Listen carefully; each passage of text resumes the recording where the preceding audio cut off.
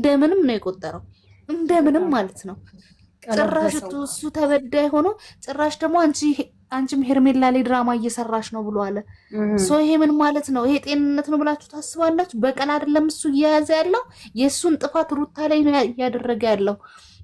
እንደገና የሩታን ሶት ደግሞ ሄርሜላንም እኮ ወዷት አይደለም እየተበቀላት ነው የሚመስለኝ ያለው። አይምሮ ትክክል አይደለም ልጁ። ተንገበገበ እኮ እንዴት ታደርጊኛለሽ አንቺ የሌለብሽን ውሸት አንቺ ይሄ እኮ ውሸት አይደለም የሚያውቀው ያወቀ ነው። አዎ አምኜሽ እንዴት ትክጅኛለሽ አንቺ ከመቼ ወዲህ ነው መዋሸት የጀመርሽው? ከመቼ ወዲህ ነው እንደዚህ መሆን የጀመርሽው? እና የውሸት ተባባሪ መሆን አለባት። እሷ ሴት ናት፣ ወልዳለች፣ ህመሟን የሩታን ተረድታታለች። በእርግዝና ሰዓት በወሊድ ሰዓት ያለውን ቁስል ታውቀዋለች። አንተ እኮ ዛሬ ምርጫህን ማስተካከል አለብህ። ለአንተ የምትሆነ ሩታ ናት። ያን ሁሉ በደልና ኃጢአትህን ይቅር ብላክ ዛሬ እድል ሰጥሃለች፣ አብራ መቀጠል አለብህ ስትለው የሚወጣው ነገር ገደል ገባ። ይሄንን የሚለው ሰው ነበር ያጣው። ገብቶሻል? ይሄንን ስትለው ደነገጠ። በቃ አልጠበቀም። ምን ውስጥ ይግባ? መሬት ተሰንጥቃ ብትውጣው በጣም ደስተኛ ነበረ። ምክንያቱም የሆነ ጊዜ ላይ ሩታ ሁል ጊዜ የሚላት ምንድነው? ሸውዳኛለች። ዛሬ ደግሞ ለሁለት ይሄንን ሲያደርጉት ሰው ትንሽ የሚለውን እንኳን ሰበር ብሎ ጸጥ አይልም። ሰማይና ምድር ተሰንጥቆ ቢውጠው ለምን ነውር ነው የሰራው የሚለው ጠፋው። ጭራሽ ደግሞ ዛሬ ማስተላለፍ በዚህ ጭንቅ ውስጥ ሆኖ እንኳን አንቺን በሄርሜላ ላይ ድራማ ነው ወይ ሰራሹ? ለነገ እሷን እያዘጋጃት እኮ ነው። ገብቶሻል? ለነገ ሄርሜላ ቃልዬ ቆየሁልሽ እዚህ ጋር ቃልዬ።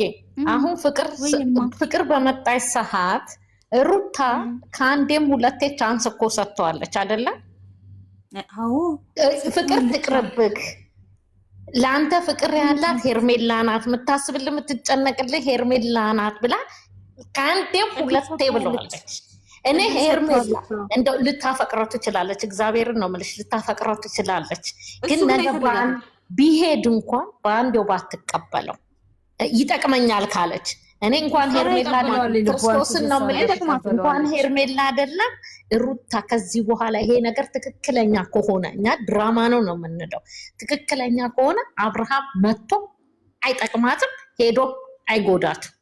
ለኔ እኛም እያልን ያለ ነው። አሁን ሰው ያልተረዳን ሩታ ጠቅልላ ልጇን ይዛ መቀመጥ አለባት። አብርሃም ከዚህ በኋላ ሰው አይሆንም ነው እያልን ያለ ነው። ዘመድ አይሆንም። በቃ እሱ ከዚህ በኋላ ህይወት አይሆንም፣ ትዳር አይሆንም።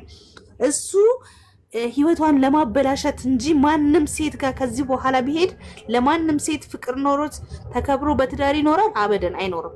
ምክንያቱም እሱ በቀል ነው የያዘው። የእሱ ጥፋት ሳይሆን የታየው የሩታ ጥፋት ነው። ሩታ እንደበደለችው ነው የሚያስበው።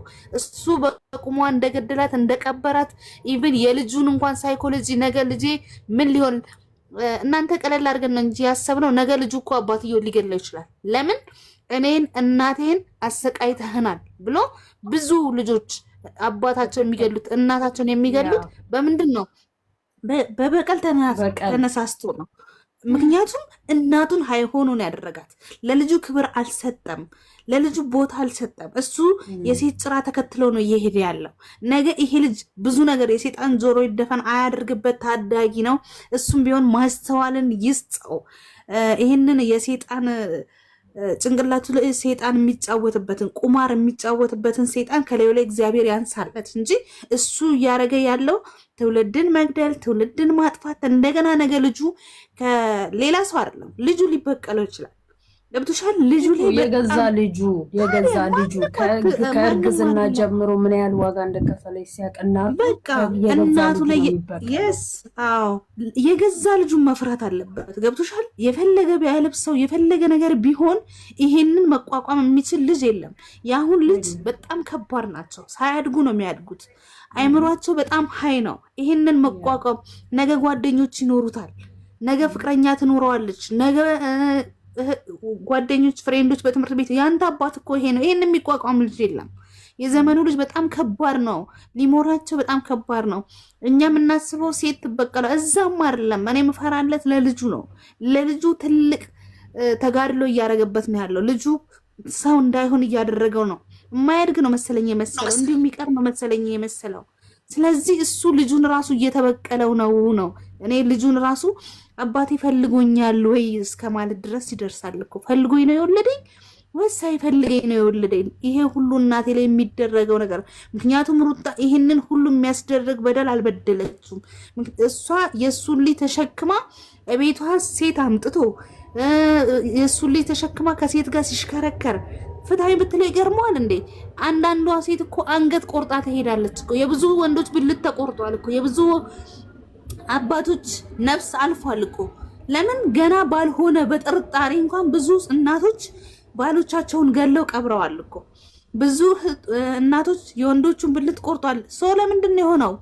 ይሄንን መቋቋም የምትችል ሴት የለችም። እኔስ ብሆን የሚለውን ነገር ነው ማሰብ ያለብን። እሱ እንደዚህ ቅልል አድርጎ ያቀለለው ነገር ነገ በህይወቱ ላይ ለእሱም ብቻ ሳይሆን ለእህት ለወንድሞቹ ትልቅ በቀል ሊመጣ ይችላል። ይሄ ልጅ ነገ ያድጋል እኮ። አመት አይደለም የሚፈጅበት፣ ወንድ ልጅ ነው። አመታት አይደለም የሚጠብቀው። ብቅ ካለ ለሱ ዋጋ ያስከፍለዋል። ይሄንን ግን ማሰብ አቅቶታል። የእምባ ኢሞጂ አትላኩ ፕሊዝ። ለምንድን ነው የእምባ ኢሞጂ የምትልኩት?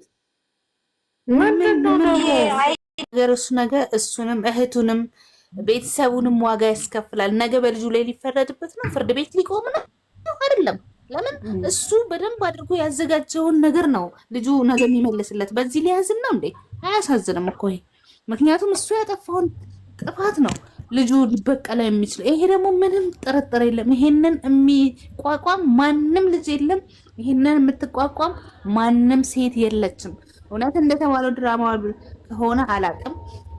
እንደገና ደግሞ ይሄ እውነተኛ ታሪክ ሆኖ ሲገኝ ማለት በጣም ከባድ። እንዴት ራሱን በምን ሂሳብ እንደሚያስበው ራሱን በምን እንትን እንደሚያየው አለማፈሩ። እውነቴን ነው። ማነው ፍሬ መጥቶ ተመለሰ መሰለኝ። የትኛው ወንድ ነው እንደዚህ አይነት? ቢሰራም እኮ በድብቅ ነው። እንደሱ ግን እንደዚህ ሐላል ጋጦት የወጣ እኔ ወንድ በዘመኔ አይቼ አላውቅም። አላው በየቤቱ የተለያየ ነገር ሊኖር ይችላል።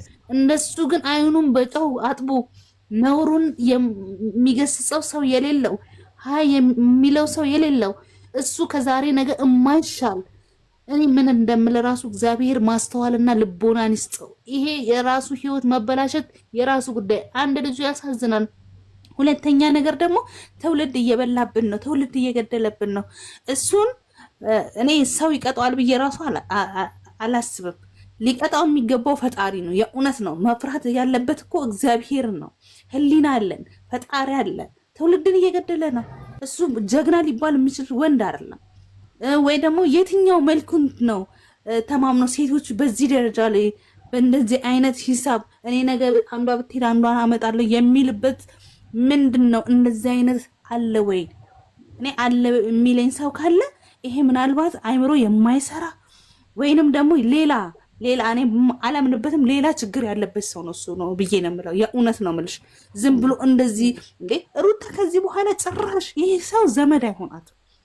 እኔ ስሙን አይደለም እሱ የረገጠበትን ባትረት ሁላችንም እንደ ሴት ስሜታችን ነው የሚቀጣው። በዚህ ሁኔታ ነው። ልጅቷ ወለደች እንጂ እጇ አልተቆረጠ፣ እግሯ አልተቆረጠ፣ ምንም የሆነችው ነገር የለም። በቃት፣ ይበቃታል። በዚህ ደረጃ ይህንን ውሻ እየተከተለች መሄድ አይገባት። ማን ስለሆነ ሩታ እኮ ለሱ ዳይመንድ እንጂ ሴት ብቻ አይደለችም። እሷ ለሱ ትበዛበታለች እንጂ አታንስበትም። የፈለገች ሴት ጋር ይሂድ፣ ነገም እሱን ቀምሷ ይመጣል። በጣም ሞታ ተበልጠዋለች። ትናንትና እሱ ማን ነው? እኛ እናውቀዋለን እኮ። ምንድን ነው? እኛ እናውቀዋለን እኮ። እኛ ለንግግራችንን እዚህ ጋር የምንናገረው ባለጌ መሆን ፈልገን ወይ ባለጌ ሆነን አይደለም። ባለጌ እንድንሆን ስለሚገፋን ነው። እሱ ሴጣንን ራሱ ያስቀናል። አጀንዳ ይዞ ሴጣን ከሱ ነው የሚወስደው። እያንዳንዱን ኮፒ የሚያደርገው ከሱ ነው። አጀንዳ የሚወስደው ሴጣን ከሱ ነው እንጂ እንደዚህ አይነት ወጣት የለም።